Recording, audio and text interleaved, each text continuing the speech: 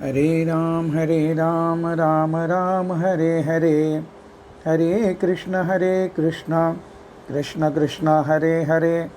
पुंडलिक वरदा हरी विठ्ठल, श्री ज्ञानदेव तुकाराम सद्गुरु श्री ज्ञानेश्वर महाराज की जय. जगद्गुरु तुकाराम महाराज की जय. पंढरीनाथ भगवान की जय. अध्याय क्रमांक 18. श्लोक क्रमांक 51, 52 आणि 53 यामध्ये भगवंतानी अर्जुनाला क्रमयोग सांगितला आहे आणि त्यावर माऊलींचं जे प्रवचन आहे ते अत्यंत सुंदर अशा प्रकारचं आपल्याला पाहायला मिळालेलं आहे. आणि अशा प्रकारचं मागच्या सत्रामध्ये आपण ओवी क्रमांक 10 ते 35चं चिंतन केलं आणि त्यावर आधारित अन्य जे काही संदर्भ आहेत ते सुद्धा आपण पाहिले. विशेषतः माऊली प्रणीत ध्यानाभ्यास जो आहे तो पतंजल जो काही प्रणीत ध्यानाभ्यास आहे त्यापेक्षा तो कसा सोपा आहे हे आपण पाहिलं. आणि आता माऊली आपल्याला क्रमयोगाच्या पुढील प्रगतीमध्ये कुंडलिनी अभ्यासाचा पक्ष सांगणार आहेत. अर्थात कुंडलिनीचं महत्त्व सांगणार आहेत. आणि ह्या 4 ओव्या ज्या आहेत ते कुंडलिनी अभ्यास सांगणाऱ्या ओव्या आहेत. 10 ते 36 ते 10 ते 39. आणि 52 क्रमांकाचा जो श्लोक आहे ध्यान योग पर नित्यम, हा जो पदच्छेद आहे श्लोकामधला त्यावर आधारित ओवी 10 ते 36. अपान रंध्रद्वया माझारी धनंजया, पार्ष्णी पिडुनिया काबरू मूळ. खरं म्हणजे कुंडलिनी अभ्यासाची साधना अध्याय क्रमांक 6 आणि ओवी क्रमांक 199 ते 291 म्हणजे जवळपास 93 ओव्यामध्ये सविस्तरपणे आलेली आहे. ती येथे ओवी क्रमांक 10 ते 36 ते 10 ते 41 मध्ये म्हणजे ह्या 5-7 ओव्यामध्ये संक्षेपाने माऊलींनी ते सांगितले. आपल्याला माहीत आहे अध्याय क्रमांक 18 हा सर्व गीताचा सार आहे. त्यामुळं अध्याय क्रमांक 6 मधलं जे सांगितलं आहे ते इथल्या या 5-6 ओव्यामध्ये सांगितलेलं आहे.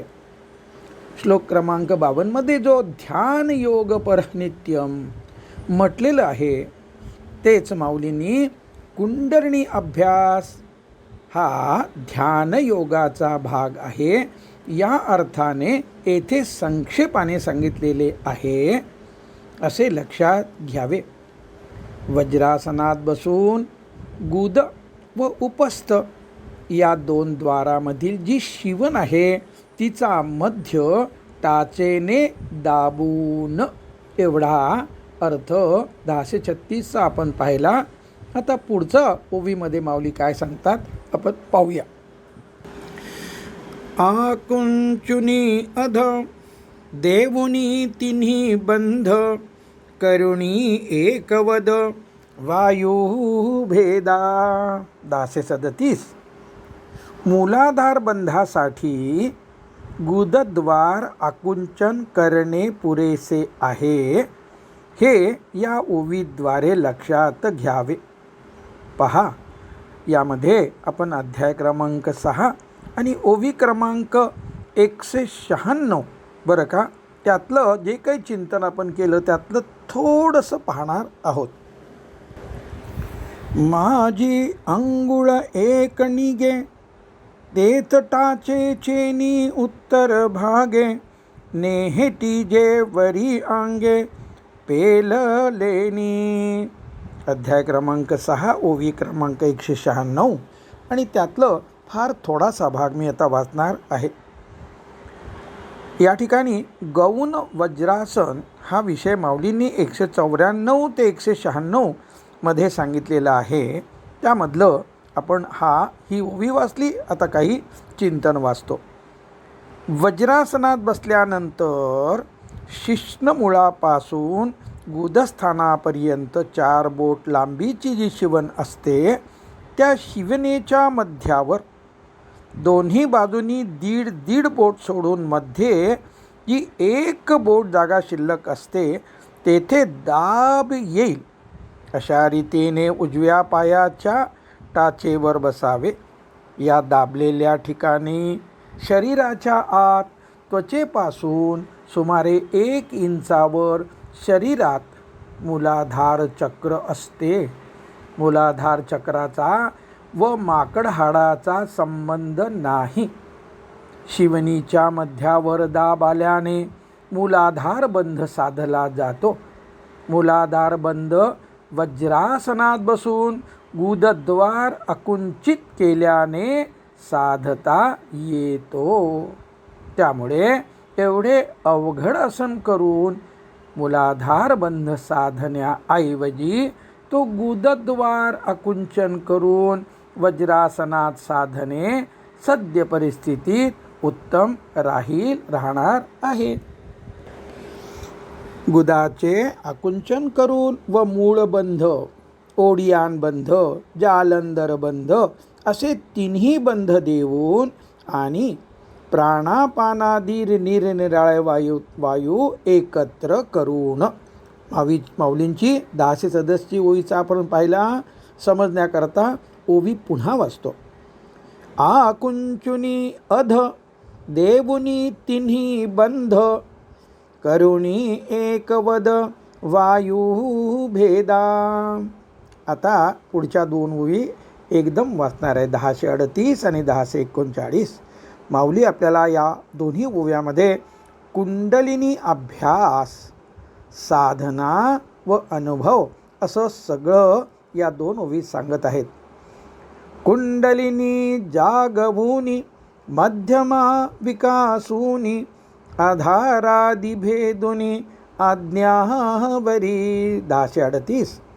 सहस्रदळाचा मेघू पियुषे वर्षोनी चांगू, तो मूळवरी ओघू आणोनी या. 1039.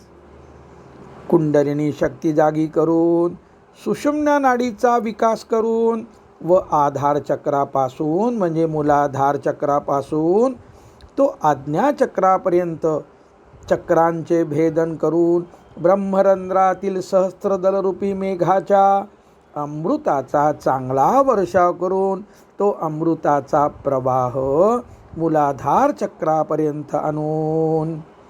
अर्थात याचा उत्तरार्ध ओवी क्रमांक 1040 मध्ये आहे, तो आपण पाहणारच आहोत. परंतु आणखी जे काही आपल्याला थोडं चिंतन करायचं त्याचा विचार आपण करू. दररोज करावयाचे सर्व प्राणायाम व 2 प्रकारचा कुंडलिनी अभ्यास या सर्वांचा एकत्रित स्थलनिर्देश एकूण कालावधी रोज अर्धा तास आहे. मध्यमेचा म्हणजे सुषुम्नेचा विकास पुढील प्रमाणे होतो. सामान्यतः डाव्या नाकपुडीतून ज्याला इडा म्हणतात किंवा उजव्या नाकपुडीतून जिला पिंगळा म्हणतात, श्वास जास्त घेतला जातो. दोन्ही नाकपुड्यातून श्वास सारख्या प्रमाणात सुरू राहणे हे सुषुम्ना नाडी विकसित होण्याचे लक्षण आहे. त्यासाठी प्राणायामाची व मुद्रा प्राणायामाची साधना अनुक्रमे अध्याय क्रमांक 6 ओवी 55 व 192 मध्ये नियमित करणे आवश्यक आहे. या प्राणायामानंतर दोन्ही नाकपुड्यातील श्वास समान करण्यासाठीची साधना अध्याय क्रमांक 12 ओवी क्रमांक 55 त्यामध्ये दिलेली आहे. ती केल्यानंतर दोन्हीकडे श्वास सारखा झाल्याचे अनुभवास येईल. त्यानंतर अध्याय क्रमांक 6 ओवी क्रमांक 201 प्रमाणे केलेल्या आसनात अध्याय क्रमांक 6 ओवी क्रमांक 207 व 208 प्रमाणे 3 बंधाचा प्राणायाम करावा. या अभ्यासाने मध्यमेचा मार्ग म्हणजे मूलाधार ते सहस्रार हा मार्गामधील संवेदनेच्या प्रवाहाद्वारे जाणीवेच्या कक्षेत येतो. त्यासाठी मूलाधार केंद्रापासून विशुद्ध चक्रापर्यंत एका सरळ पोकळ नलिकेची कल्पना करावी व त्या नलिकेत संवेदना श्वास घेताना वरून खाली व श्वास सोडताना खालून वर प्रवाहित असल्याचा अनुभव घ्यावा.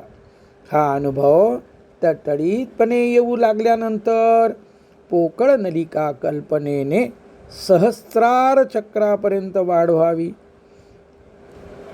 पोकळ नलिका कल्पनेनं वाढवायची आहे सहस्रार चक्रापर्यंत. आणि कुंडलिनी अभ्यास अध्याय क्रमांक 6 ओवी क्रमांक 271 ते 273 प्रमाणे करावा. त्या अभ्यासाने एकेका चक्राचा भेद होऊन कुंडलिनीचा प्रवाह आज्ञाचक्रापर्यंत व पुढे सहस्रार चक्रापर्यंत अनुभवास येणे सुरू होते. अध्याय क्रमांक 6 ओवी क्रमांक 271 ते 273 मधील सविस्तर विवेचनात दर्शविलेली 7 आवर्तने एकूण कालावधी सुमारे 4 मिनिटे करताना प्रत्येक वेळेला श्वास सोडताना संवेदनेचा प्रवाह विना अडसर मूलाधार ते सहस्रार असा अनुभवास येतो. तसेच श्वासात घेताना संवेदनेचा प्रवाह म्हणजे प्राणाचा क्रियाशक्तीचा प्रवाह म्हणजेच शुद्ध चैतन्याचा प्रवाह सहस्रार ते मूलाधार अनुभवावा. या अनुभवास विपश्यनेत धारा प्रवाह हा त्यांचा पारिभाषिक म्हणजे शास्त्रीय संज्ञा असा तो पारिभाषिक शब्द आहे.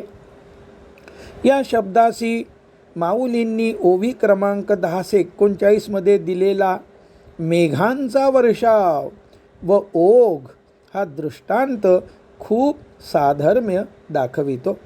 अध्याय क्रमांक 6 ओवी क्रमांक 382 मध्ये विपश्यनेची माहिती दिलेली आहेच.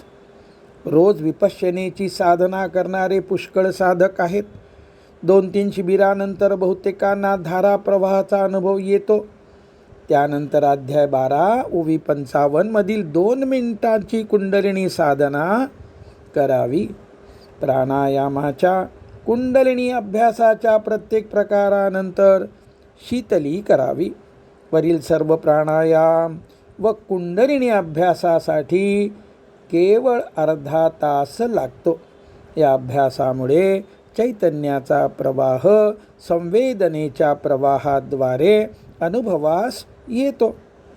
संवेदनेच्या प्रवाहाचा अनुभव किती आनंददायी, स्पष्ट व टळटळीतपणे असतो ते माऊली ओवी 1039 द्वारे सांगतात. काय म्हणतात त्यामध्ये? सहस्त्रदळाचा मेघू पियुषे वर्षोनी चांगू तो मूळवरी ओघू आनोनिया. अर्थ ब्रह्मरंध्रातील सहस्त्रदलरूपी अमृताने भरलेला मेघ वर्षावाद्वारे ओघ म्हणजे अमृतधारेचा प्रवाह मूलाधारापर्यंत आणतो. आता पुढे काय होतं ते 1040व्या ओवीमध्ये सांगतात. आता 1040 आणि 41 ह्या 2 ओव्या मी एकदमच वाचणार आहे. माऊलींनी या दोन्ही ओव्यामध्ये साधना कशाची, ध्यान व कुंडलिनी अभ्यासाचा समन्वय कसा करावा, अर्थात त्याची साधना कशी करावी ते सांगितलं आहे. नाचतया पुण्यगिरी चिदभैरवाच्या खापरी मन पवनाची खीचपुरी वाढोनिया. 1040 जालिया योगाचा गाढा मेळावा सुनी हा पुढा ध्यान मागिली कडा स्वयंभ केले. आता या दोन्ही ओव्यांचा एकत्रित अर्थ पाहूया. संदर्भ सातत्यासाठी ओवी 1037 चे दुसरे वाक्य आणि ओवी 1039चा प्रथम परिच्छेद जो आहे ना तो आपण पाहणार आहोत.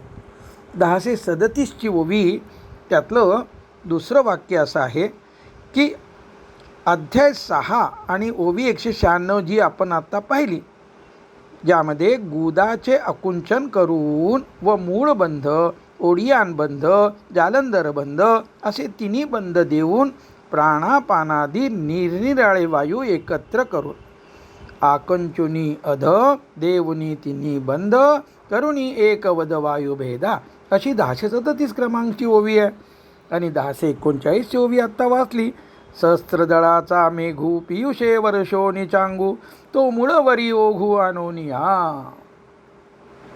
आता आपण काय पाहिलं त्यामध्ये की कुंडलिनी शक्ती जागी करून सुषुम्ना नाडीचा विकास करून व आधार चक्रापासून म्हणजे मूलाधार चक्रापासून तो आज्ञाचक्रापर्यंत चक्रांचे भेदन करून ब्रह्मरंध्रातील सहस्त्रदल रूपी मेघाच्या अमृताचा चांगला वर्षाव करून तो अमृताचा प्रवाह मूलाधार चक्रापर्यंत आणून अशा प्रकारे अज्ञाचक्रूपी पर्वतावर नाचत असलेल्या चैतन्यरूपी भैरवाच्या भिक्षापात्रात वायुरूप मनाची खिचडी वाढून अशा प्रकारे योग साधनांचा म्हणजे प्राणायाम, 3 बंध, कुंडलिनी अभ्यासाचा बळकट मेळावा पुढे करून म्हणजे आधी करून सुरुवातीस करून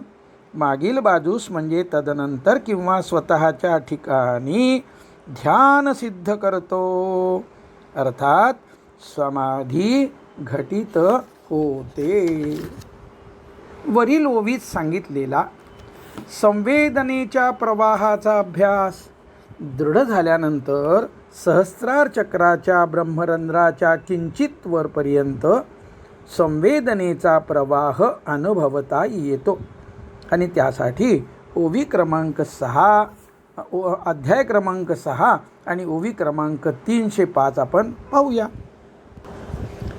मग ब्रह्मरंध्री स्थिरावोनी सोहम भावाच्या बाह्या पसरोनी परमात्मलिंगा धावोनी अंगा घडे. अध्याय 6 ओवी 305. अर्थ पाहू. मग ब्रह्मरंध्राच्या ठिकाणी स्थिर झालेली ती चेतना शक्ती सोहम भावाचे म्हणजे मी ब्रह्म आहे, तो मी आहे या भावाचे बाहू पसरून परमात्मलिंगाकडे म्हणजे परमात्म्याच्या रूपाने असलेल्या आत्म्याकडे धावत जाऊन ऐक्य पावते.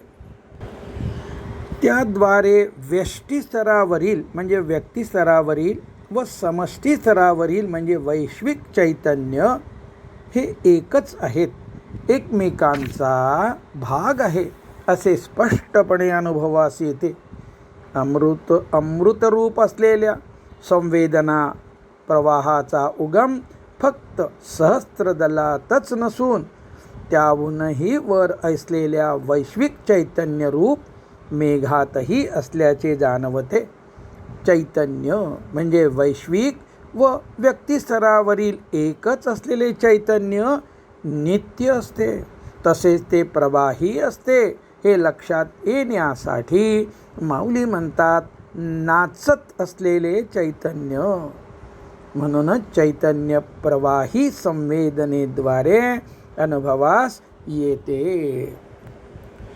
प्रवाही संवेदना आलम बनून स्वीकारल्याने साक्षीभावात राहणे, नामरूपापासून म्हणजे विचारापासून विभक्त होणे, चित्तात सावधानता बाळगणे सोपे जाते व त्यामुळे चित्तशुद्धीची गती वाढते.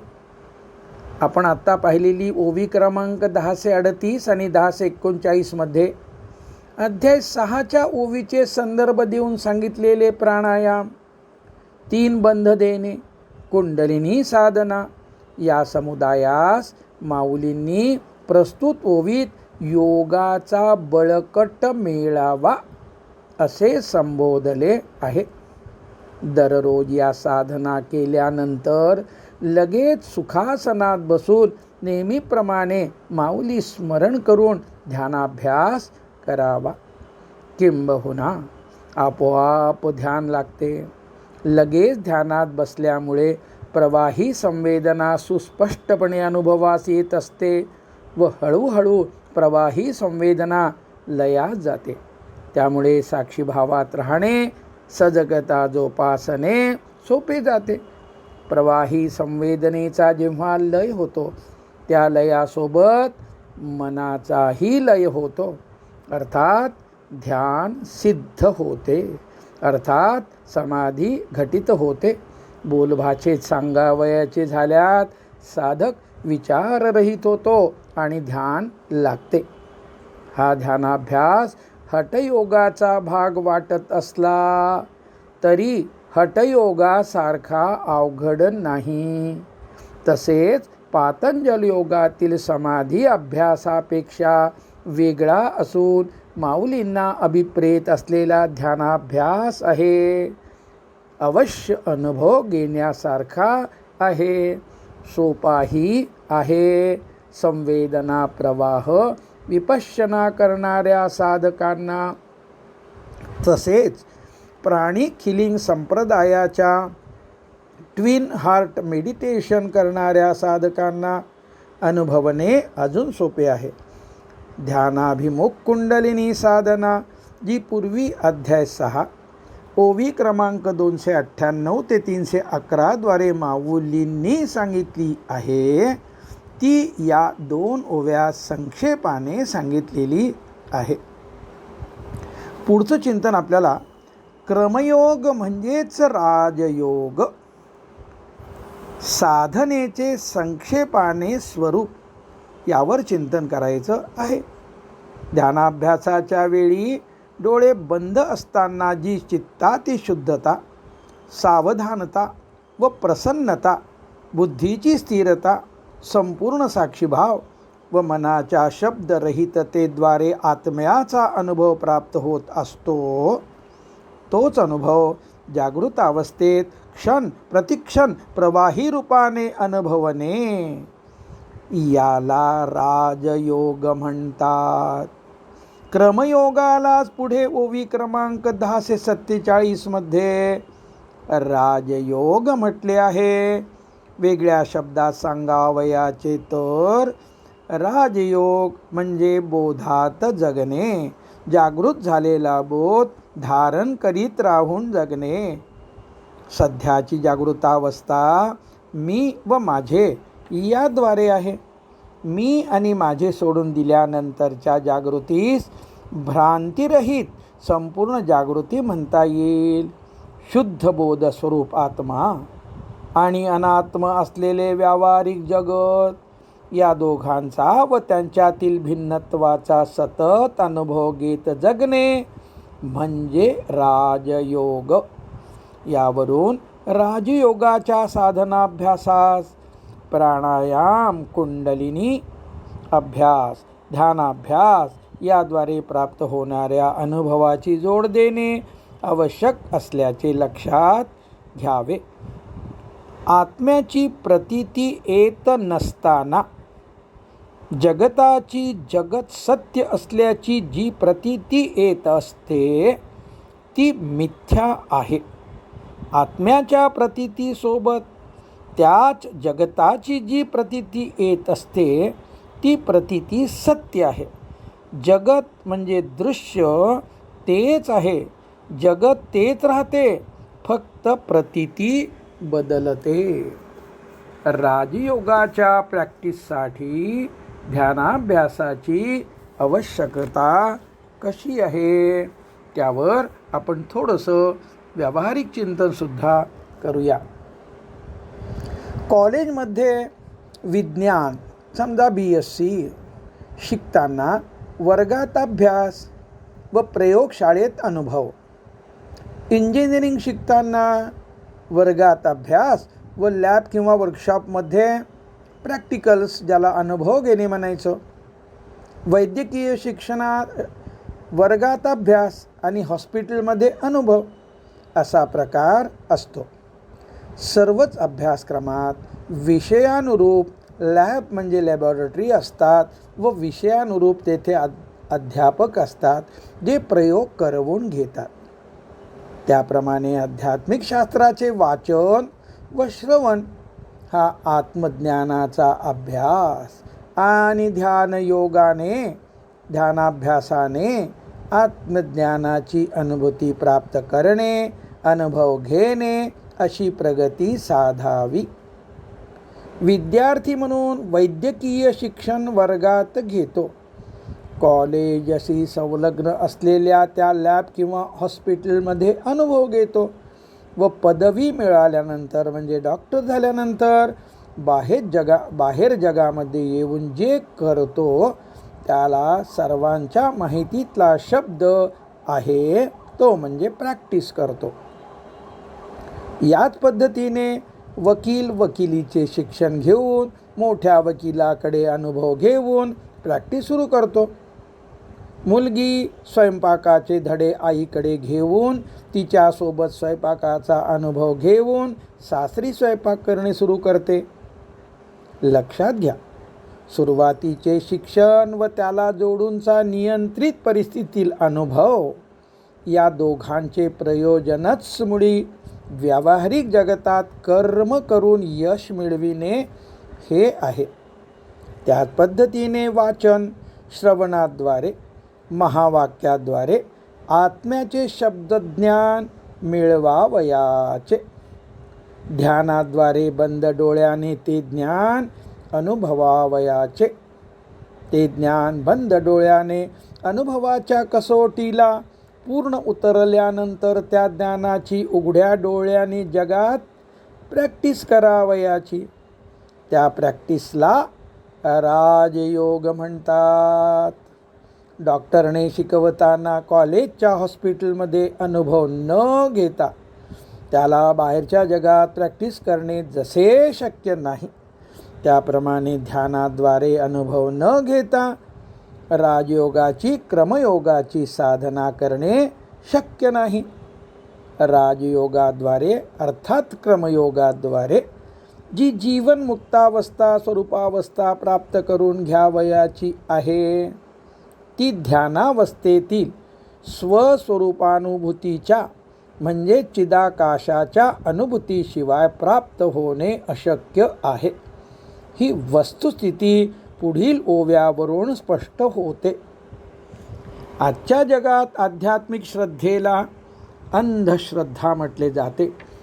शब्द प्रामाण्यावर पूर्ण निष्ठा बसत नाही, पूर्ण निश्चय होऊ शकत नाही. त्यामुळे जगत मिथ्यत्व प्रत्ययाला येत नाही. शब्द प्रमाणाऐवजी प्रत्यक्ष प्रमाणाची अपेक्षा केली जाते. मनाचे चांचल्य वाढले आहे, अपेक्षा विषयासक्ती वाढली आहे. वाचनाचा अभाव, कारण टी व्ही पाहणं. लवकर परिणाम पाहिजेत म्हणजे वेळ नाही आहे. निसर्गाशी संबंध नसल्यास जमा, शारीरिक श्रम नसल्यास जमा. अंतःकरणाची सरलता जाऊन चाणाक्षपणा आलेला आहे.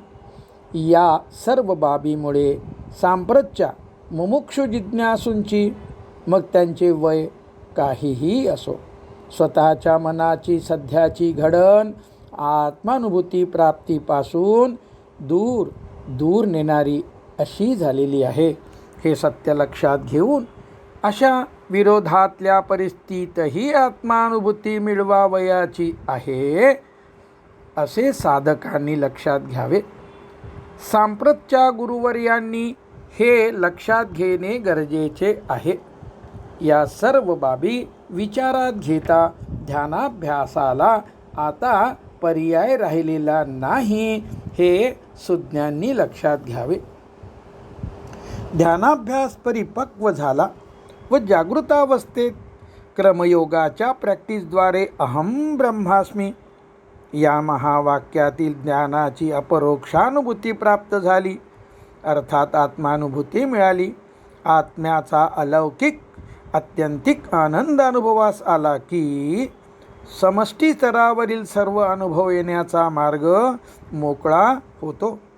आणि यासाठी माऊलींनी अध्याय क्रमांक 5 आणि श्लोक क्रमांक म्हणजे भगवंतानी श्लोक क्रमांक 24मध्ये काय सांगितलं ते आपण पाहू आणि नंतर माऊलींच्या ओवींचा आपण परामर्श घेऊ.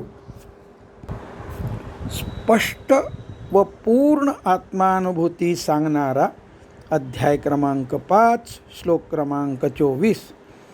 योऽन्त सुखोऽन्तराराम तथांतर ज्योतिरेव यः स योगी ब्रह्मनिर्वाणं ब्रह्मभूतोऽधिगच्छति. अर्थ पाहूया. जो साधक अंतःसुखी म्हणजे आत्मस्वरूपास प्राप्त झाल्यामुळे स्वतःच आनंदरूप बनलेला म्हणजे अंतरात्म्यामध्ये ज्याचे सुख आहे, अंतराराम म्हणजे आत्म्यातच रमणारा, आराम करणारा, क्रीडा करणारा, अंतर्ज्योती म्हणजे आत्मा ही ज्याची ज्ञानज्योती आहे, आत्मज्योतीकडे ज्याला पाहत राहावेसे वाटते, अनुभवत राहावेसे वाटते, आत्मबोधात राहावेसे वाटते, तो आत्मनिष्ठ योगी ब्रह्मरूप होऊन म्हणजे जीवनमुक्त होऊन ब्रह्मामध्ये निर्वाणास प्राप्त होतो म्हणजे विदेहमुक्तीस मोक्षास प्राप्त होतो. आत्मानुभूतीचे वर्णन करणाऱ्या श्लोकामध्ये विशेष श्लोक परिशिष्ट 1 मध्ये बरं का, या 18 अध्यायानंतर 1 ते 13 परिशिष्ट आहेत. त्यामध्ये पहिलं परिशिष्ट जे आहे ते गीतेच्या एकूण 700 श्लोकापैकी 30 श्लोक स्पष्टपणे आत्मानुभूती दर्शवितात. वेगवेगळ्या तपशील आहेत त्या परिशिष्टामध्ये, तर 700 पैकी 30 श्लोक आत्मानुभूती दर्शविणारे आहेत. त्या 30 पैकी हा श्लोक विशेष आहे असे लेखकाचे स्वानुभवित मत आहे. या श्लोकात अहम ब्रह्मास्मी या महावाक्याची स्पष्ट व संपूर्ण अपरोक्षानुभूती भगवंतानी वर्णिली आहे. म्हणूनच माऊली म्हणतात, जणू काही महाबोध म्हणजे आत्मानुभूती प्रत्यक्ष विहार करीत आहे. आता माऊली अध्याय क्रमांक 6 ओवी क्रमांक 390 मध्ये काय सांगतात ते पाहूया. ऐसे आपुले पायवरी चालिले आपुले पाठीवरी हे पार्था नागवे तरी आन ऐके. सुरुवातीस अहम ब्रह्मास्मी ही अनुभूती येते व तदनंतर सर्वम खल्विदम ब्रह्म ही अनुभूती येते. शंकराचार्यांनी शतश्लोकी ग्रंथात देखील सांगितलेले आहे. आदो ब्रह्माहमस्त्यत्तुन भव उदिते खल्विदम ब्रह्म पश्चात. स्वतः लेखकास अहम ब्रह्मास्मी ही अपरोक्षानुभूती म्हणजे हा अनुभव आल्यानंतर सर्वम खल्विदम ब्रह्म हा अनुभव म्हणजे ही अपरोक्षानुभूती येण्यास 18 वर्षे लागली. दोन्ही महावाक्याचे भरपूर शब्दज्ञान अहम ब्रह्मास्मी अनुभूती येण्यापूर्वी कित्येक वर्षापासून होते. विश्वात सर्वत्र आनंदच आहे ही अत्युच्च अनुभूती कल्पना विलास नसून शाश्वत सत्य आहे. भगवंत व माऊलीच्या गुरुतत्वाच्या कृपेने लेखकास हा अनुभव प्राप्त झाला आहे.